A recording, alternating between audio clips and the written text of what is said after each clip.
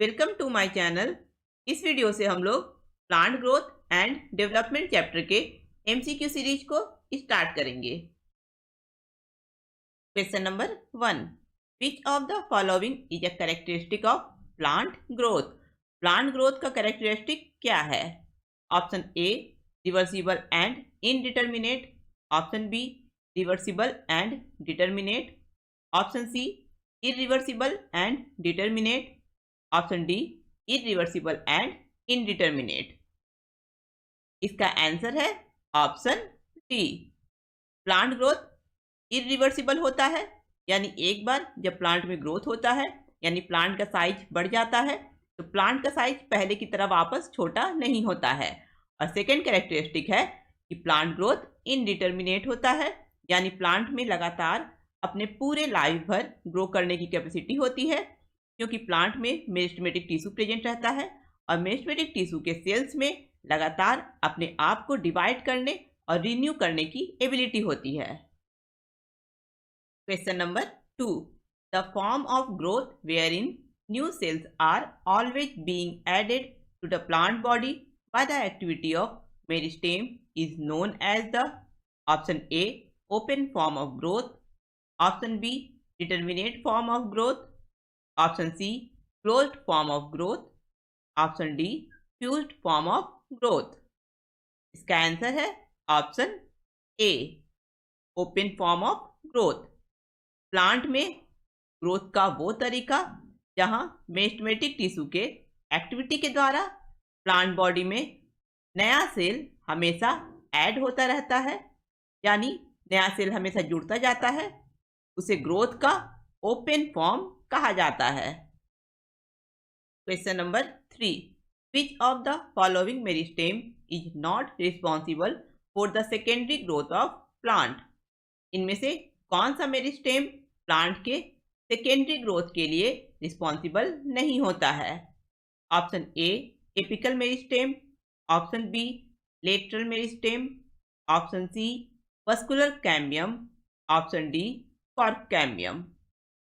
Lateral meristem, vascular cambium और cork cambium ये तीनों ही प्लांट के सेकेंडरी ग्रोथ के लिए रिस्पॉन्सिबल होता है, लेकिन रूट एपिकल मेरिस्टेम और शूट एपिकल मेरिस्टेम प्लांट के प्राइमरी ग्रोथ के लिए रिस्पॉन्सिबल होता है।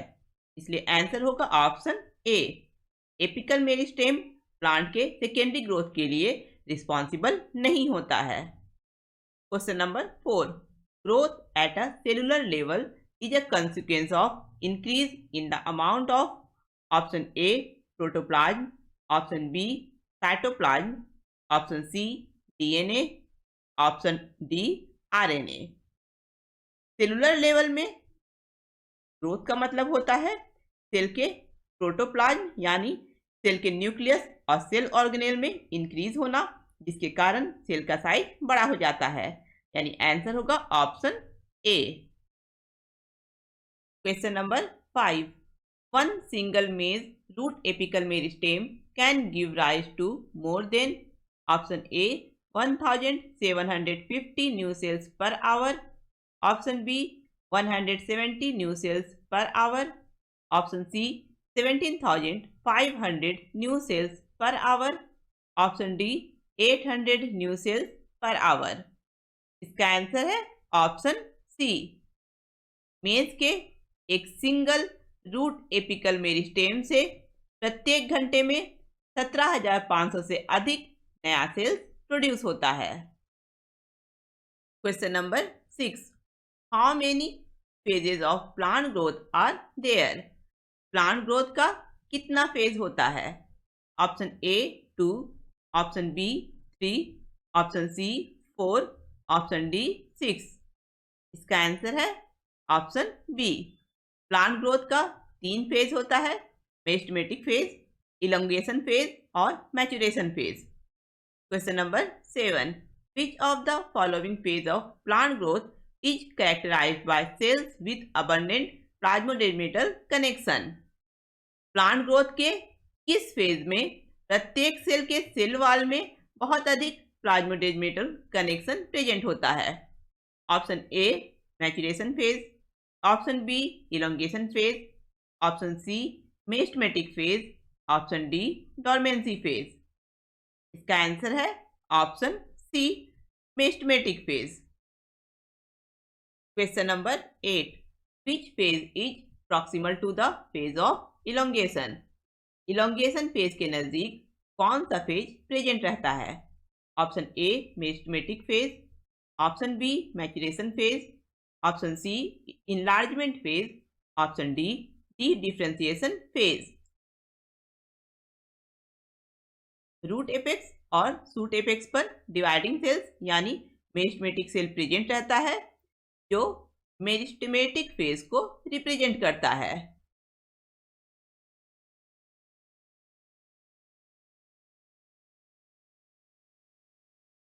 मेस्टमेटिक फेज के नजदीक जो सेल्स प्रेजेंट रहता है वो इलोंगेशन फेज को रिप्रेजेंट करता है।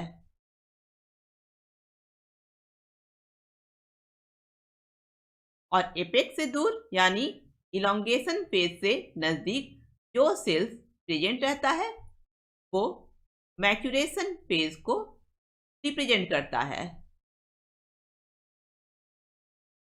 यानी इसका आंसर होगा ऑप्शन बी। इलोंगेशन फेज के प्रॉक्सिमल में मैचुरेशन फेज प्रेजेंट रहता है। Question number 9, which one of the following statement is incorrect. इनमें से कौन सा स्टेटमेंट गलत है?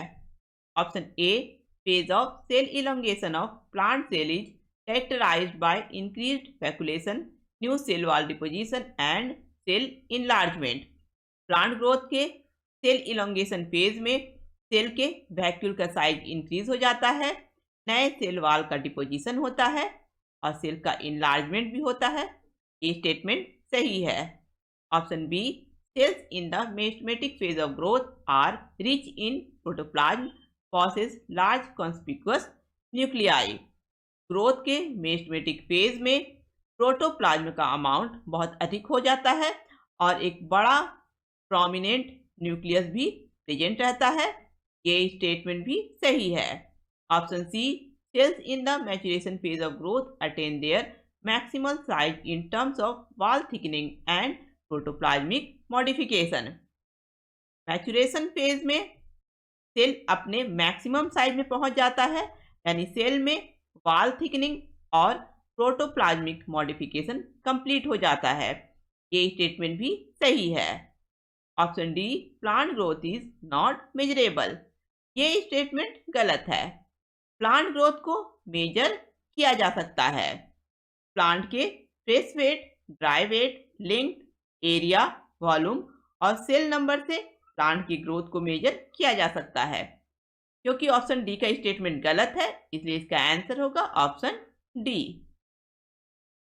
Question number 10, choose incorrect statement about growth rate. Growth rate के बारे में गलत स्टेटमेंट चूज करना है। Option A the increased growth per unit time is termed as growth rate. ये स्टेटमेंट सही है। Option B the growth rate can be expressed as both arithmetic and geometrical growth। Growth rate को arithmetic growth और geometrical growth दोनों से ही express किया जा सकता है। ये स्टेटमेंट सही है। Option C in arithmetic growth following mitotic cell division all daughter cells continue to divide. ये स्टेटमेंट गलत है। अर्थमेटिक ग्रोथ में माइटोटिक सेल डिवीजन के बाद सभी डॉटर सेल कंटिन्यू डिवाइड नहीं करता है बल्कि सिर्फ एक डॉटर सेल कंटिन्यू डिवाइड करता है और दूसरे डॉटर सेल्स डिफ्रेंशिएट होकर मैच्योर हो जाता है। क्योंकि ऑप्शन सी का स्टेटमेंट गलत है इसलिए आंसर होगा ऑप्शन सी।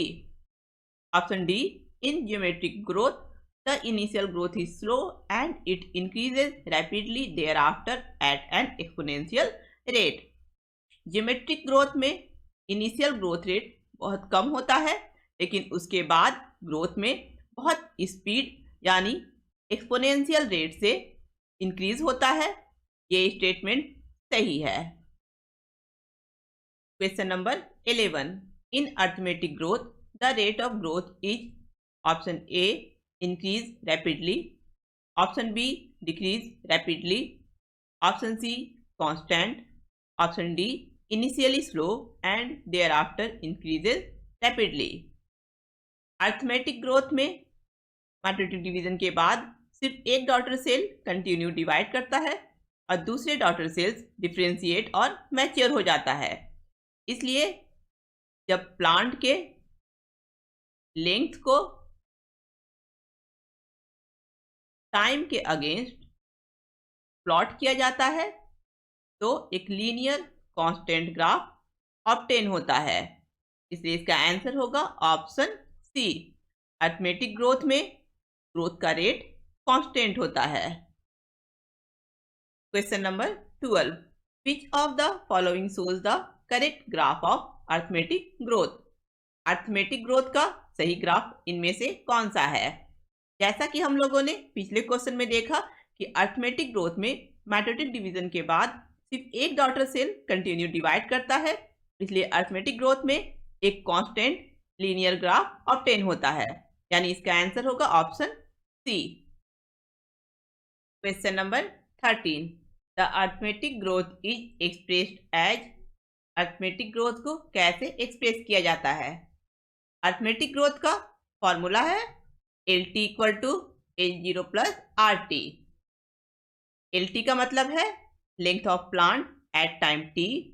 L0 का मतलब है इनिशियल लेंथ ऑफ प्लांट यानी length of plant at time 0। R का मतलब है ग्रोथ रेट और T का मतलब है टाइम, यानी इसका आंसर होगा option B. Question number 14, which growth curve is a characteristic of living organism growing in a natural environment. एक नेचुरल इन्वायरमेंट में जो लिविंग ऑर्गेनिज्म ग्रो करते हैं उनका ग्रोथ कर्व कैसा होता है। Option A straight line, option B logistic curve, option C sigmoid curve, option D parabolic curve.